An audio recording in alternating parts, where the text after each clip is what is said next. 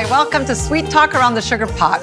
I believe this episode is going to be of interest to all of you who have tuned in because we're going to help you understand the differences between organic products, ingredients, or those that say they're certified as organic versus all natural ingredients, and also the safety or non-safeties of what people think shouldn't be safe as chemical ingredients. And we have a couple of interesting guests today, one of whom is Dennis. Dennis Grenier is going to share with you his options for his pain management, medical versus non-medical or holistic. And that's why people say, I love AP products because they're so clean. And the only way you can achieve that is by really understanding the ingredients you're going to choose to formulate with. So we're really proud about what we do. But I want to hear his story. I'm excited to hear it. I've only heard bits and pieces of it because she's been talking, her and Uncle Norm have been talking about it every Sunday. She's like, I want to get Dennis on the show. And I'm like, can I hear what the story is? And she told me just basics, but I'm excited to hear it from you. Yeah, I was in a bad car accident as you know, in 2001. And I had a lot of broken bones. Well, my nose was torn off and my eye socket broken in 3 places. And they had put me on pain medication like Lyrica for nerve damage. I had a lot of nerve damage also. I was on morphine. From morphine, I went to Percocets. And from Percocets, I went to Tylenol number 3s. One day, my daughter called me. She went online and looked up Lyrica. She said, Dad, you got to get off that. It's no good for you, which I knew it wasn't because of the side effects.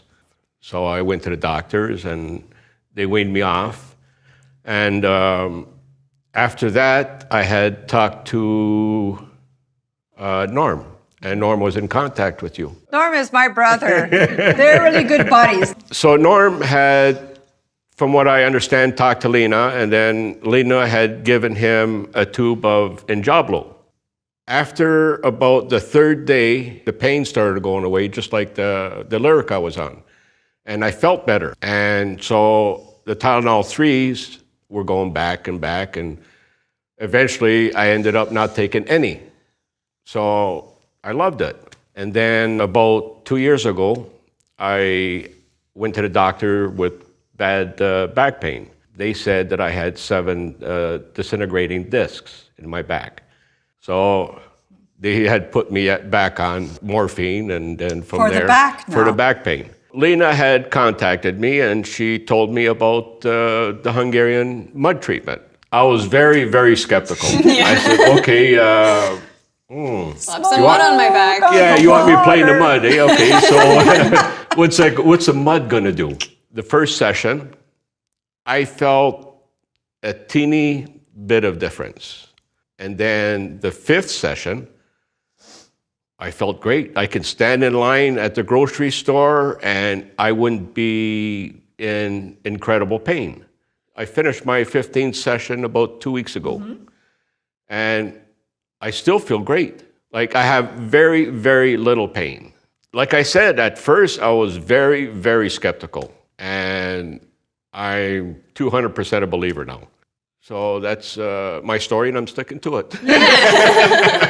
And that's the reason we wanted Dennis on the show, because being off the meds, you feel better. This is taking care of pain, so you have a healthier daily lifestyle. Like my femur was broken in 2 places, and I had a lot of damage in my left leg. And where the bones came out, I've been feeling some tingling there. I don't know if it's helping rejuvenate something or what, but I've never had any tingling feeling there, and nobody's tickling me either. It's just, it's from the inside. It's a weird feeling. Yeah. Myself, I feel that it's rejuvenating because I haven't felt anything there since circulation.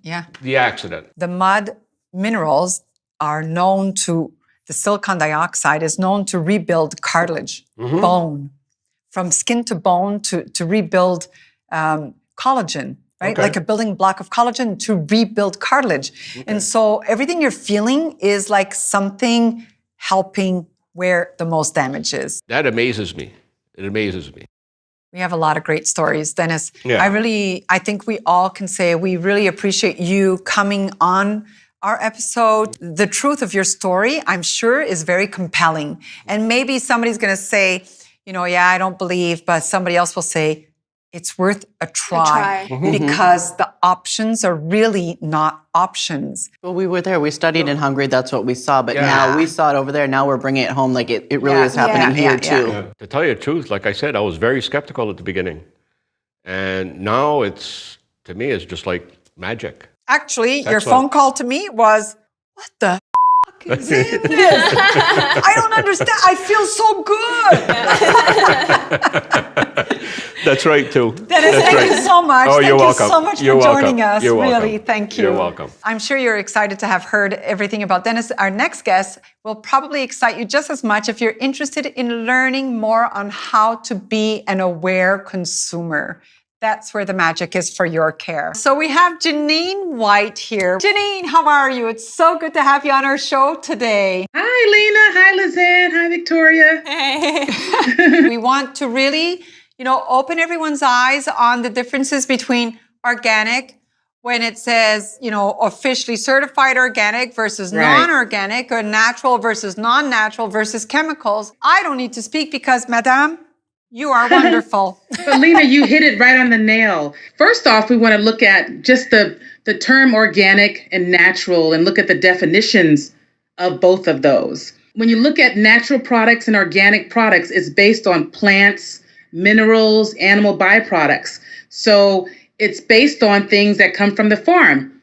And a lot of times when we're saying natural, we're referring to things that are in its natural state of being, things that are grown from the earth. Now, organic, that term, for the most part, it just means how it's cultivated, how things are put into the market, how they're farmed. And so the standards around that tailor on, is your farm sustainable? Do you have nasty pesticides in there? Do you have, sewage sludge? Can you believe that? Sewage sludge? Isn't that gross? But a lot of people farm with sewage sludge. Are you using synthetic ingredients that can be harmful? Now, unfortunately, we have a lot of creative people in our industry, and they take those definitions and they try to sway them to make them seem like something else. And that's where the dilemma comes in. Because you see all of these products and they're claiming to do something that they're not. They're claiming to be organic. And then if you question them, they do the play on words that, well, organic means it's organically grown. It's organic as in, the way it comes from nature. So they're intertwining those words. And unfortunately, there's not a clear definition according to government standards. But what the government standards have done is come up with how you label and how things are cultivated, and they come up with some organic standards. And that's very important to know. So if you understand that, then it's not so overwhelming, because just look at the product. If it says it's organic, then that ingredient list needs to have at least 70% organic materials in them. Yeah, I've got a quote I'm going to read, and tell me if this sounds correct. From the USDA spokeswoman said, people should not interpret even the USDA organic seal or any organic seal of approval on cosmetics as proof of health benefits or efficiency. The National Organic Program is a marketing program, not a safety program. Her example was chocolate cake may be natural or organic, but that has no bearing whether it's safe or nutritious to eat. Yes. Voila. Hallelujah. Yeah. Voila. Yes. But how many people know about these qualified people sharing their information with us? Because the information is geared for other high-end professionals of the production, the manufacturing, or the agricultural, right? Right, and that's just it. It's the agricultural, so it gets all convoluted and all confused. We're trying to remember the lady that did the TED Talk on the foods that if it says it's, farm raised or farm fresh, those were marketing terms. Those weren't how a chicken was raised. Now Farm raised, but what are they doing on that farm? Yeah. Right? What they're doing on that farm and How they're cultivating it is a whole nother thing. Exactly. A whole nother thing. Exactly. Yes. But you said something about the safety, if it's all natural and safe. Just because it's all natural still doesn't mean it's safe. No, not at all. This is where people get confused, because formulation, there's such a responsibility for manufacturers. Okay, we're talking products right now for manufacturers. Yes. And the test of bacteria is just as critical as thinking, I've got something for you to buy. Exactly. So you wanted to talk about safe and also the drug claims. How many products out there do you see, this will cure this and this will save you from this and you'll be reborn a new person? And then at the end of the commercial, yes. all the bad things. Yes, the fine print. Yeah. But in the meantime, enjoy it. But at the bottom line, it all comes down to, as a consumer, as a practitioner, how do I know? How do I know what I'm dealing with? And why is it important to know? Well, as practitioners, it's important to know. As consumers, it's important to know because you need to know what's going into your body. And some of these synthetic and toxic type of ingredients can interfere with your body, with the different organs in your body and cause problems. They can cause skin irritations. They can cause, they can act like hormones, like estrogen, Voila. And cause all kind of problems, so they can affect your liver. So it's not about, maybe I don't need to know about that. It's important to know what's going on your skin. And then also it's like, okay, well, I need to know this, but where do I go? I don't want to get involved with all the governmental gobbledygook.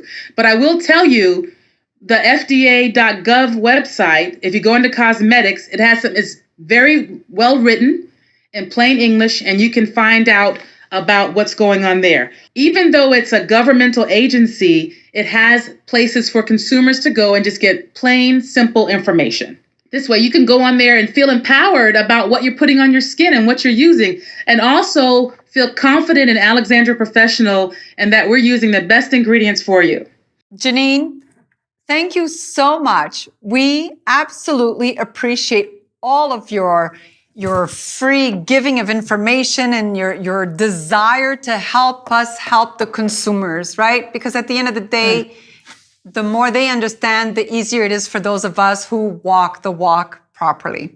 Most definitely. Thank you, Lena. Thank you, Lizanne. Thank you, Victoria. It's my pleasure. We'll see you soon. Wow. I feel like this was a very, very full episode. I hope you feel the same, right? It's like a powerhouse of information. We're pretty much done with this episode, other than She's got a question. Well, the question. So the question is, what kind of hair removal services are offered for men? In recent years, there have been more and more for men-only salons opening. Where can we expect this trend to go? Manscaping.